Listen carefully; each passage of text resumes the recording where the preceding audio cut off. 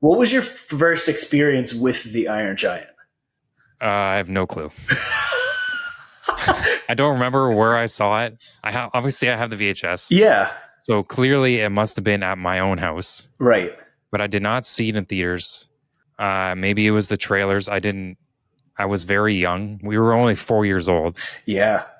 Parts of this movie, I could tell you right now, I would have been terrified as a child. Absolutely. Yes. So I don't think I might have seen this until I was maybe 6 or 7. Yeah. I'm just putting the guess out there because I don't remember it when I was young, but I remember him. Yes. The giant. Of course. I think that's what I remember the most. I don't remember the movie. I remember this poster. That's all I remember is this. And then the Superman logo. Yes. Okay.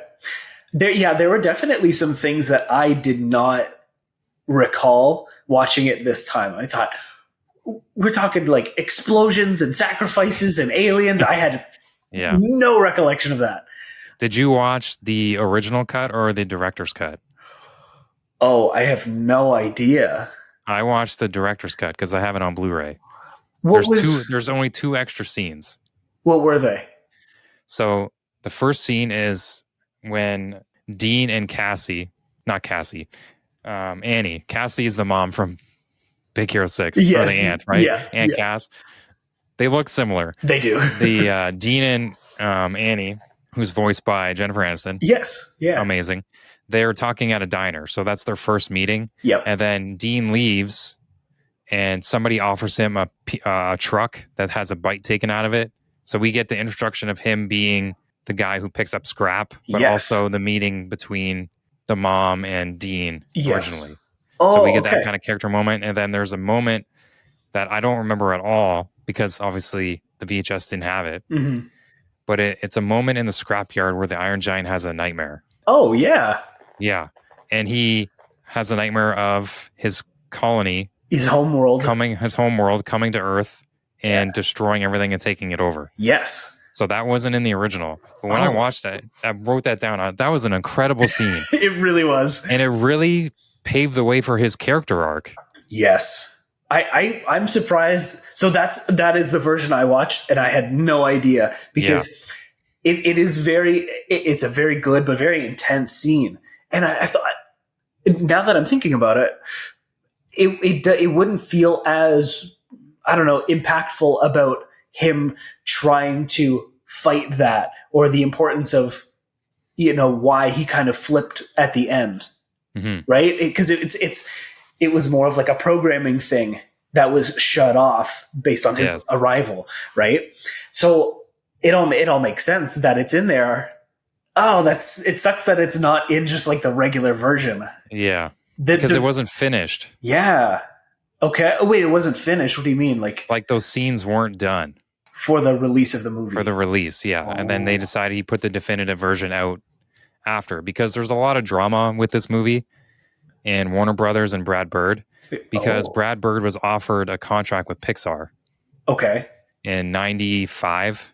Yes. And he turned it down to go work at Warner Brothers to do The Iron Giant because he had this movie already. He wanted to make this movie and they didn't promote it.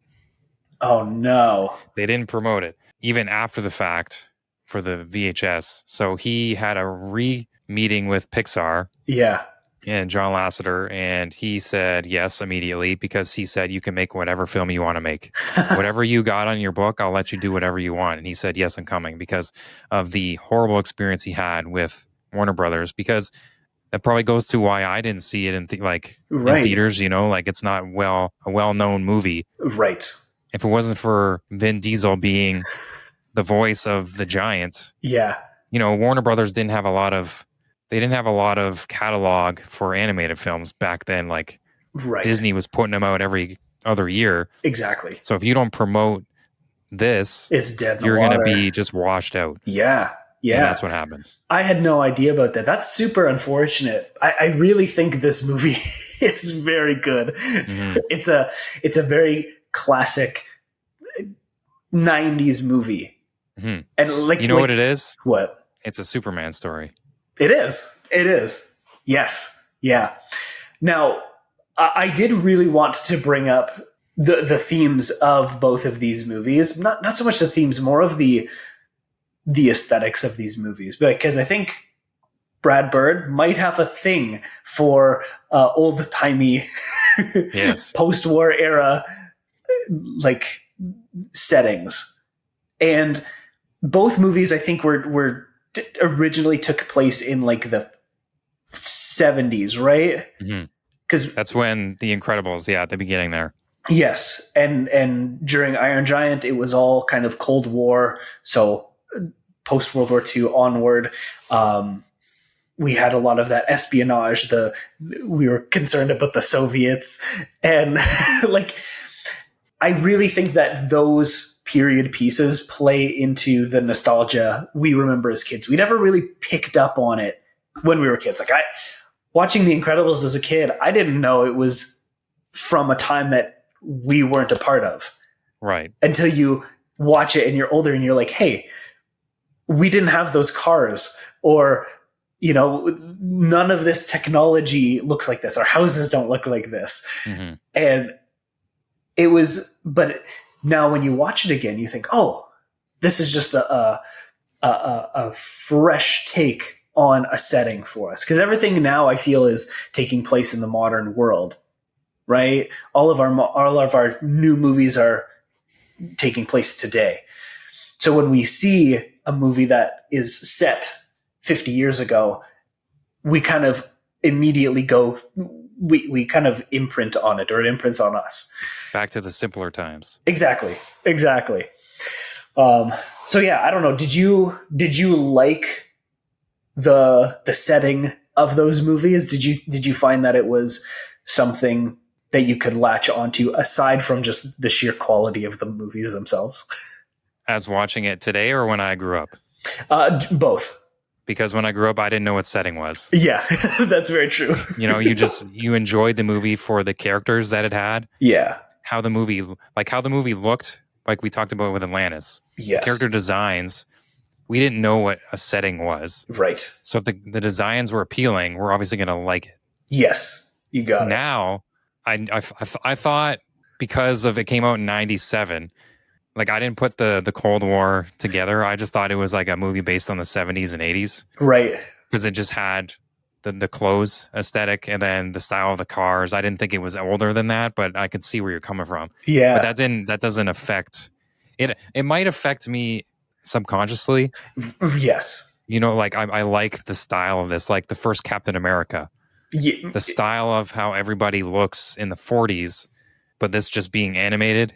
Yeah. I think it really aids to the appeal of the film without being in your face because I didn't notice it. Exactly. I think it helps to ground even the people making it in, like, okay, how can we design this? What are the limitations that we are setting in place for this? Because if you didn't have an era to go in, everybody's clothes would be different. The Iron Giant might not have looked like that because it might have been too complicated for that era and it would have felt out of place. But right. he's made fully out of metal. There's rivets and bolts and everything, and it looks very of the time, even though it is in that universe an alien. Right. Right. And The Incredibles. Yep. I didn't know it was that beginning scene, obviously. Yeah. With the newsprint and the even the saturation and the color palette they used. But when they have kids, they hops 15 years. So I think it takes place in 2003. Like, watching it as a kid, I just think it's happening at the moment. Right. But then with the scene in the teacher's office, the principal's office, and he's showing him the tape. Yes. When Dash is putting the thumbtack on, he's rewinding a tape. So it's like late 90s, mid 90s. Right. But it doesn't feel like that because I think it's a 3D animated movie. Yes. And it feels more futuristic than a 2D like compared to Iron Giant. Like, there's different levels of what a movie looks like because it doesn't look like Incredibles 2. Right. But it looks better than Toy Story. Exactly. Yeah. You know? When I watched Incredibles this time, I really took in the visuals, like the graphics, and I thought, oh wow, I didn't see it like this as a kid. Mm-hmm. I saw what Incredibles 2 looks like. Yes. I was telling, we were watching it and I said, man, if this movie looked like Incredibles 2, I don't think there's a contest for like it could be top 5 movies of all time. For sure. Like it's still a 5 out of 5 all day long. Yes. But there are some points in the movie where I think this doesn't look up to snuff. Like what we talked about with Frozen, the first Frozen. Exactly. You know? And but it's not, you're not going to put that against it because of how good the movie is. No, absolutely not. And it's just funny to go back and after you've seen a sequel or it's been 5, 6, 7 years from watching it and you thought, I didn't see that when I originally watched it. Yeah. But yeah, still, you can't, I would not dock it any marks for the visuals. It's kind of charming. It is. It's charming. The problem with 3D animation is 2D animation never looked bad.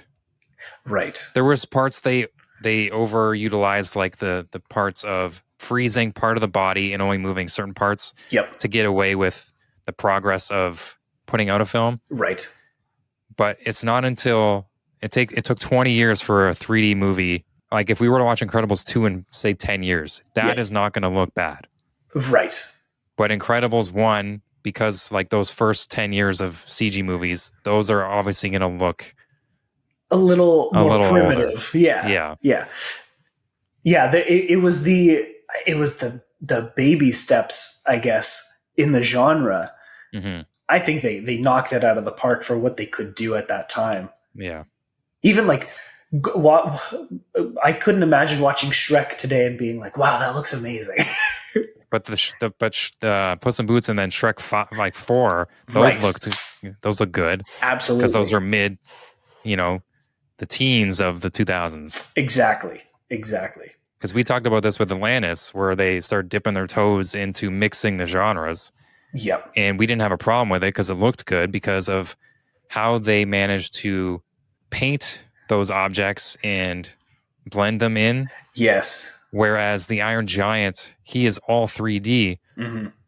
He doesn't stick out, but you can tell it's 3D, but he fits so well within, because all the tankers in the war, they all have the same kind of appeal and shading to them. Exactly. He blends in. Yes.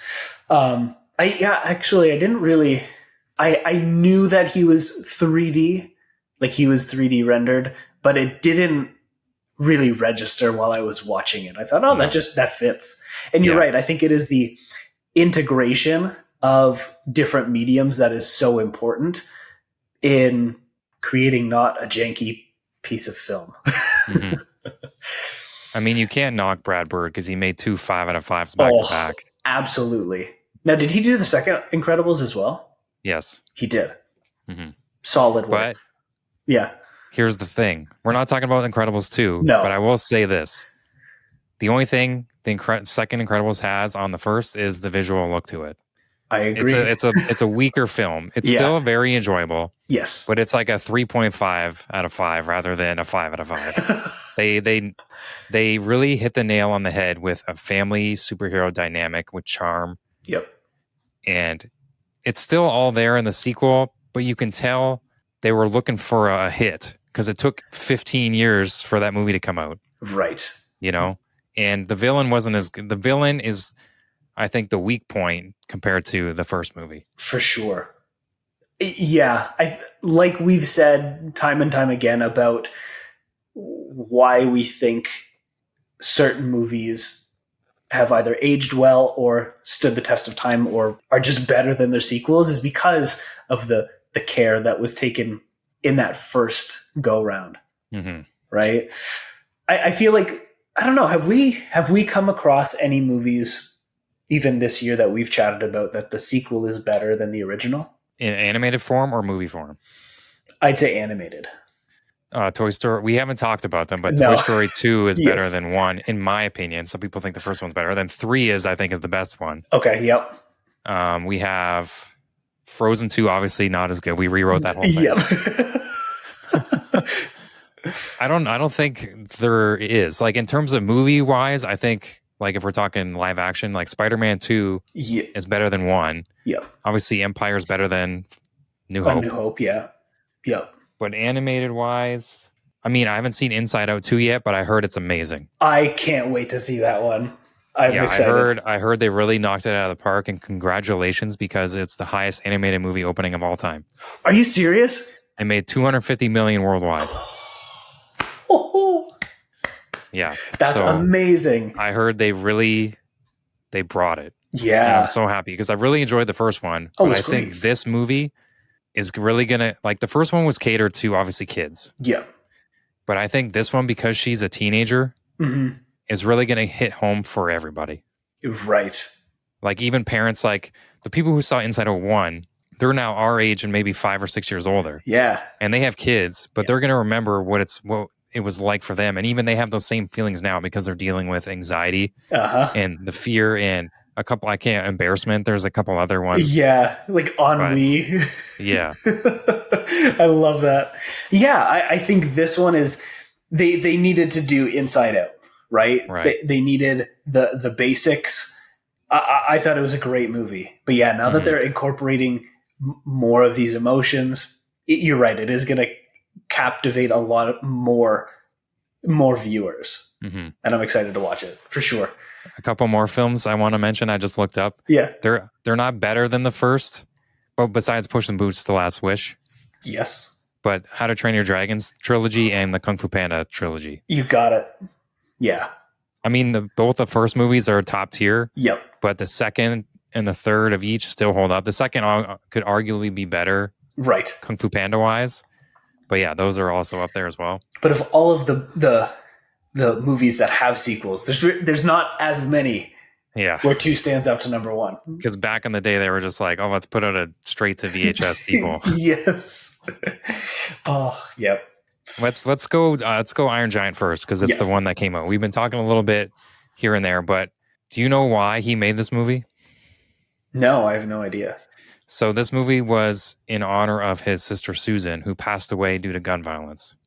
Seriously? Yes, she was, unfortunately, her husband took her life with a handgun. Wow. And so he made this movie in mind, what if a gun had a soul and it didn't want to be a gun? Mm-hmm. So that's where this movie takes place. Whoa. Yeah. That brings a whole new kind of weight to it. Yeah. Because really, I think they took that sentiment, and it was very clear to me as the viewer. I was like, yes, the Iron Giant is built and made for destruction, but he doesn't want it. And that is the fight throughout the entire movie, right? Mm-hmm. Wow. What a very honest and candid way to express that. I think it has a very good message for young people. Mm-hmm. Not just don't jump to violence, but also just because you think you may have been born of something doesn't mean you always have to be that. You can break that cycle. Right. There's something greater for you. Yes. Yep. And I think it hurts knowing this after the fact, because I looked up a bunch of the fun facts and what made this movie what it is. Knowing that, say, this is how he dealt with his grief and wrote this movie and made this movie, and then Warner Brothers just gave him the big old thumbs down on promoting this movie and failing. That must have been so heartbreaking, because this movie deserved a massive box office. Absolutely. I'm very happy that it still exists, and he was even able to make a director's cut for it. Mm-hmm. That I think probably meant a lot for him. But you're right. Yeah. It is kind of it is a little bittersweet knowing that Warner Brothers did him dirty on it. Yeah, which is why he went right to Pixar, because they said you can do whatever you want. They focus on story, and they want your best foot forward. And Pixar, they're going to promote the heck out of their studio like it's their last movie they're going to make, Exactly. No, good for him. I think that was the right choice, and I probably would have done the same. It's like, yep, let's break that contract. Yeah. Shame. Well, I think it wasn't even a contract. I think it was just that he could make the one movie. Oh, wow. He had to pick between Pixar and Warner Brothers, and he turned down Pixar first because Warner Brothers was going to let him do this. Right. And then the second, he got it done. And he's like, you know what? Pixar is where I belong. And then he went straight into making The Incredibles. Yeah, man. So good redemption as well. Yeah. And back to we talking about the theme of there's something else for you. Like you don't have to be like the whole message is you are who you choose to be. Yeah. And that happens throughout the movie. They say that a bunch of different times. But when he says it at the end, oh my gosh. This is where the emotion of this movie is, I think, stronger than The Incredibles. The Incredibles is just a fun superhero family flick. Yep. Where there's some punch. Oh yeah. To this movie, and the "You Stay, I'll Go." Yeah. It's such a tearjerker, dude. It's a very classic 90s, early 2000s movie trope, and it just gets us every single time. It's so easy. They know how to. It's like a joke, right? It's like you here's the punchline, and then it's somehow reiterated again at the end of the set. Same thing, and it's just like, oh yeah, you got me on that. And because they set it up throughout the movie, like there's the relationship building between him and the giant. Yep. But there's a part, one of my favorite scenes, I don't know if it's one of your favorites, is when he sees the deer.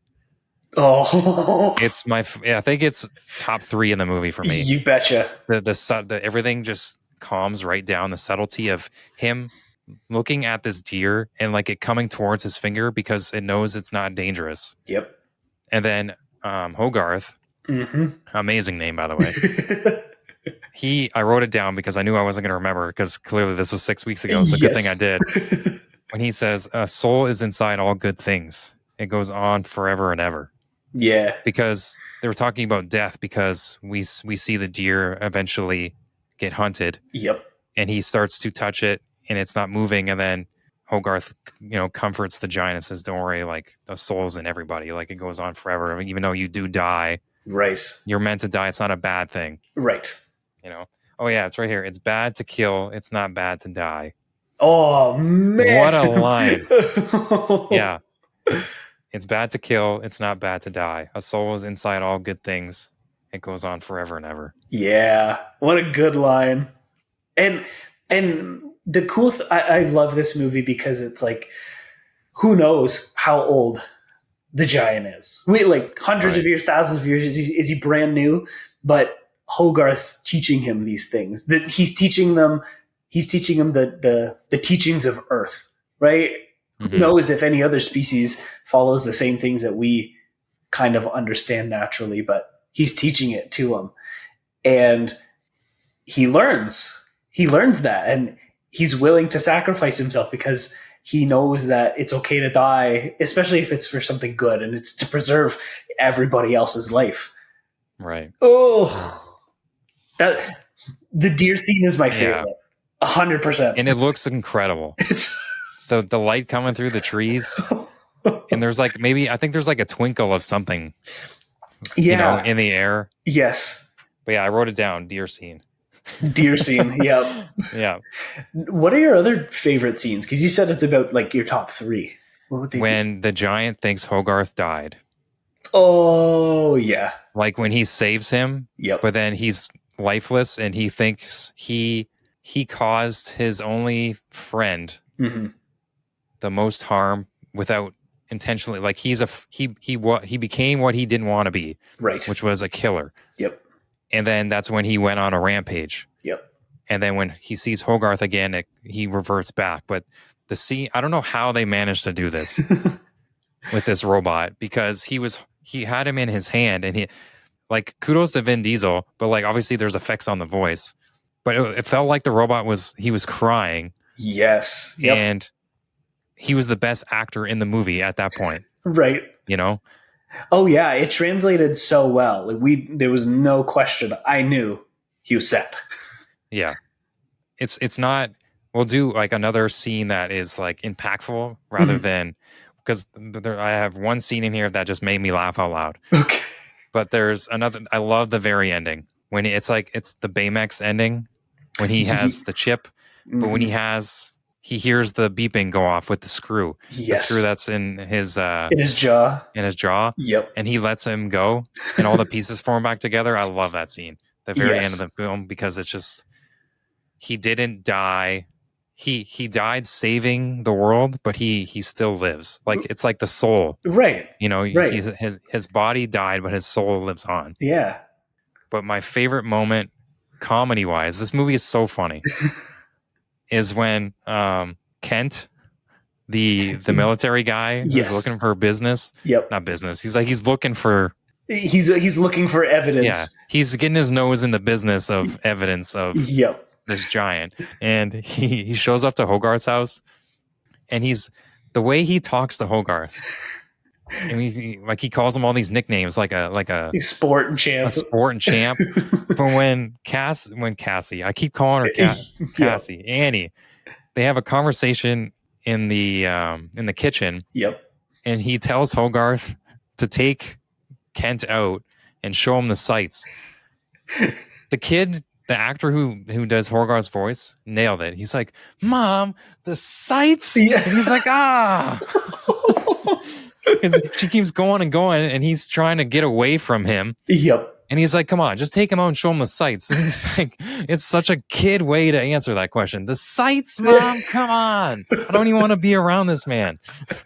You are so right. Yeah. Though that scene, and when he kind of like startles him in the living room, I don't remember the exact context of it, but whoever the voice actor for Hogarth is, he's such a good job. And the bathroom scene. The bathroom scene. Yes. There's a great comedy in this movie. There is. And it comes at the expense of the situations. Yes. You know, it works every time with situations rather than just writing a joke. Exactly. And I think Kent was a great, butt of jokes. Or we know he's like the shady guy. So it's like, make fun of him. Go for it.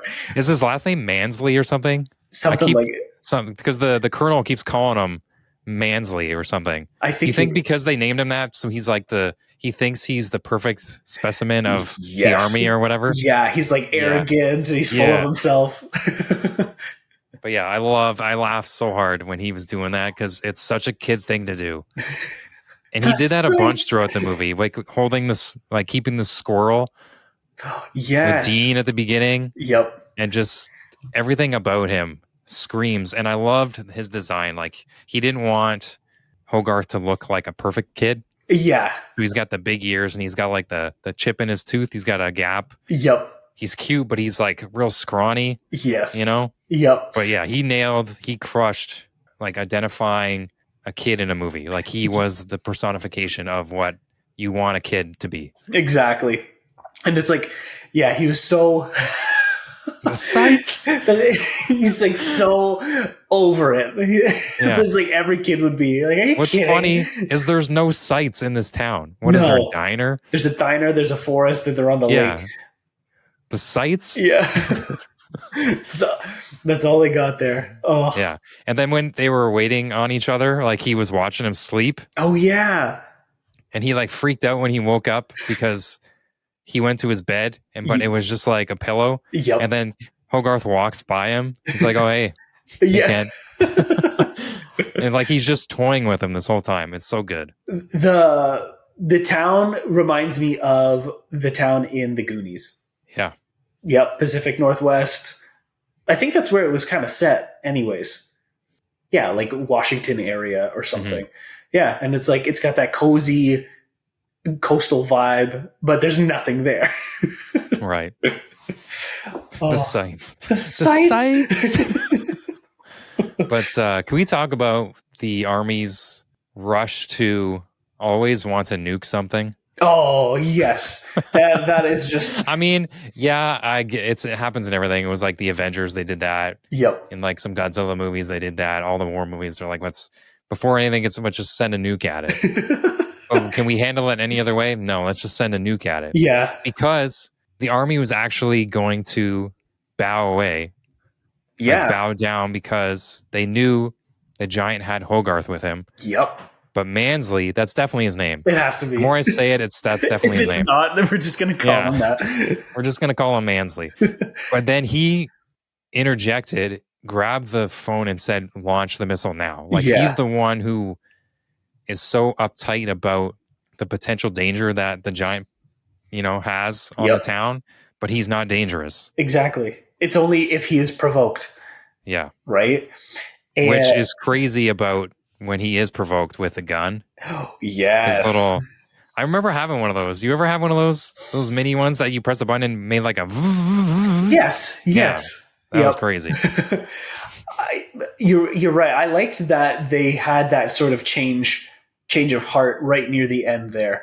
It wasn't the military this time, right? Making that decision to set the Duke off. It was one dude who was so confident and so arrogant about everything that he's done and failed miserably at the entire time. But again, so confident and so arrogant that he said, I can't be wrong. And he's gonna kill us all. So I might as well be the one to do it. And that's the craziest part, right? It only takes one person. Yeah. He wasn't going to let somebody else like destroy them. He was the one that had to do it. And it's like, wow, you have some serious issues, man. Yeah. Because it's like he's been tormented by not finding evidence and finally finding evidence and not being believed. Yep. But because like the giant ripped through his car. Yep. Right. There's so many things that happened to him. Like Hogarth was being a pain in the rear end. And like he was just doing things for his own. He wanted to be like he wasn't exactly a part of the army in like the top ranks. No. He was just sent here to do whatever. Yeah. And he wanted to be promoted kind of thing. Exactly. But he just took it too far. Mm-hmm. Yeah, he wasn't willing to be patient and listen, kind of like everybody else has been the whole time, right? Mm-hmm. Hogarth stopped. He stopped and listened to the giant. Dean kind of was like, okay, I'll accept what's going on here. And everybody then started to realize, oh yeah, this thing isn't that dangerous, right? We've got these certain things going on and we can't point guns at them. Right. But we can fix that. We can fix that down the road. Well, Dean did go through that with Hogarth because Hogarth wasn't paying attention and he was only looking out for Hogarth. Like your first interaction with Dean, you don't think he's going to be that guy. Right. Yeah. But he turns into that supportive figure that Hogarth needs other than his mom. Exactly. And he's not going to hurt the giant, but he knows that the giant better not hurt Hogarth. Right. Yep. The dynamics of the characters. We don't see that. We don't see that right now. It's rare. As much. Yeah. That's because most times all the characters aren't great. Like they're not solid world building characters. Fleshed out people. Yep. Now, here's a question. Mm-hmm. Obviously, this is going to be an easy answer. But because the giant met Hogarth and Hogarth was the innocence that the giant needed. And like him showing him the Superman comic and Hogarth being inspired by heroes. Mm-hmm. Just imagine the other way around. Like if the giant met somebody else. Right. Right. Well, that's the whole... That you are who you choose to be. Exactly. And even to relate to Superman, it's that whole Soviet Superman story, right? What if Superman's pod crashed into the Soviet Union and he became a soldier for them, right? So it is a matter of like who you might be influenced by. It could have very drastic ramifications for you and anybody else around you. Mm-hmm. And this movie it delivers the outcome of those expectations, like those consequences. It fulfills them. Yes. Like it shows you the consequences of if he didn't meet Hogarth, what would happen? If he didn't have a teacher in Hogarth, he would have been that nightmare that he had. Yep. Or he would have been exactly like what the army feared. Right. But because he was given a soul, everything changed. Exactly. Now, I do like me some very nuanced or ambiguously moral movies. I love those.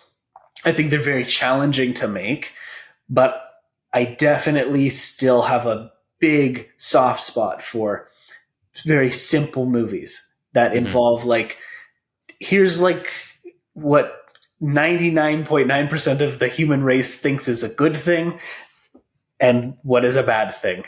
And that 1% the audience believes in, Right. you know? Right. And it's like having those movies that have very simple messages always resonate. I'm like, yep, I'm good with that. I'll watch that another 10 times and Mm-hmm. be very content with it. I don't get tired of those. I feel like if I watch a movie that's so overly complex and there's ambiguity in who's right and who's wrong, I could only watch it a few times, right? Mm-hmm. And maybe that's just me because I'm older now, but I don't know. I feel like it is refreshing to go back and watch those rather than say, what moral conundrum am I going to put myself in by watching the Joker? Yeah. Like, no, thank you. Like, that's a one and done. Like, I didn't even want to see it to begin with. It's just like, okay, I get it. I get where you're coming from. But like, let's go back to like the straightforward simplicity of being good. Yeah. Right. I don't think there's anything wrong with any movie like that. I really enjoy them. And I think they're a good exercise for us. You know, especially as we get older, we don't want to kind of stagnate in how we think. But going back to those good versus evil movies is always a nice reset for me, right? We've mentioned that a few times about simple plots, simple movies. Yeah. The stories that just keep getting retold. Yes. But in a different, kind of a different twist. But in the same twist that makes it familiar, you know, like they're different enough. Yes. But they're always, the backbone of them is the same. Like you could tell me what this movie is with one sentence. Exactly. You know, you don't need a whole paragraph to describe right what you're about to watch. Exactly. There was one scene I want to ask you about. Okay. I wrote it down, and it's the very, very beginning of the movie. Okay. Because we've talked about this genre of film so much in the past year. Uh-huh.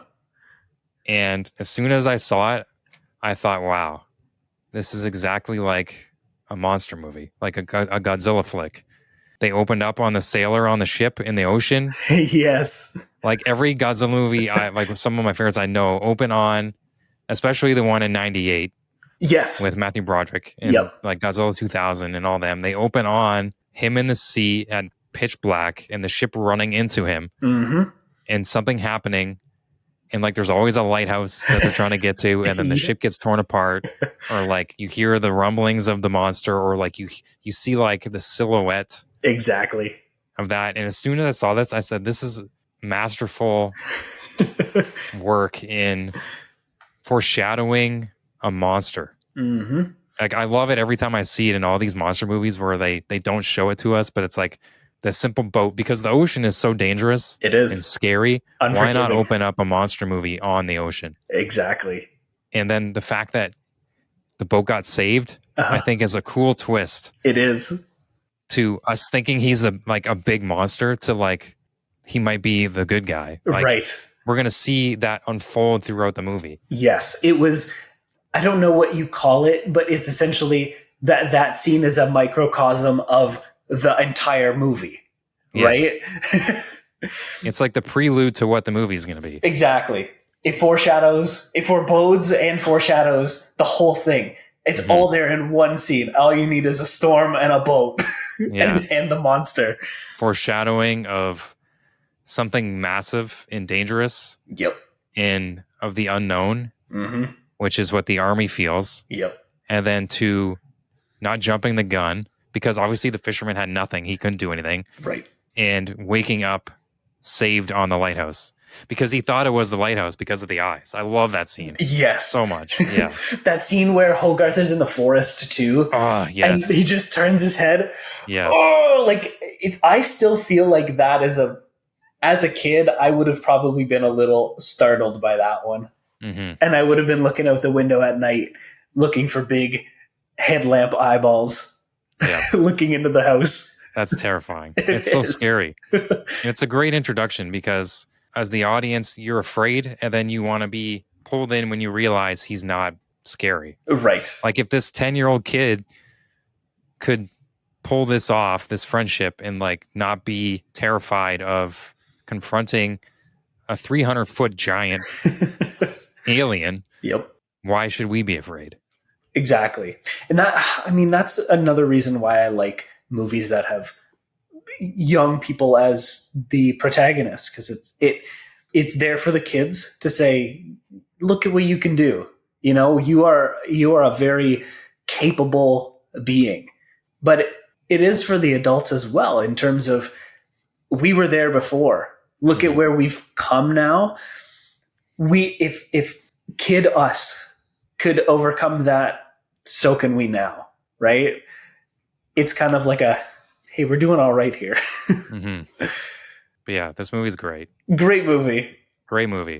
And I think that's all the notes I have from watching the film. Yeah. And I think we covered even more than I thought we would, like diving even deeper into the meanings of each scene and the story in general. Mm-hmm. And I think that paves the way for us to transition into his total polar opposite masterpiece. Yeah. The Incredibles.